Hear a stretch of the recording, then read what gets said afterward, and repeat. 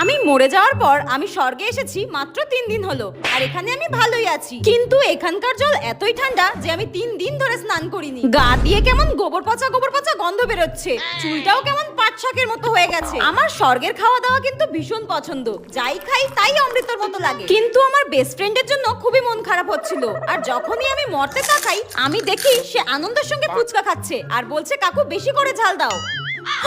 কি নির্লজ্জ মেরে বাবা, আমি মরেছি মাত্র 3 দিন হলো, আর এর মধ্যেই আমার বেস্ট ফ্রেন্ড ফুচকা খেলছে। তুই দেখবি মরার পর সাতচুন্নি হয়ে নরকেই পচে মরবি। যাই হোক, সেদিন হঠাৎ স্বর্গে আমার সুমির সঙ্গে দেখা, আর আমি ওকে জিজ্ঞাসা করলাম, কি রে আমি তো স্বর্গে এসেছি, তুই নরকে যাচ্ছিস কেন? উত্তরে সে আমাকে বলল, আরে বেঁচে থাকাকালীন আমি 10টা ছেলের সঙ্গে প্রেম করতাম, আর একটাকেও আমি বিয়ে করিনি, তো আমি নরকে যাব না তো কি স্বর্গে যাব? ও আচ্ছা আচ্ছা, ঠিক আছে, তুই নরকেই যা, নরকেই যা। ঠিক হয়েছে, এত ছেলের জীবন নষ্ট করেছিস, এবার গরম তেলে ফুটবি যা। আর আমি তো সেজে গুজে স্বর্গের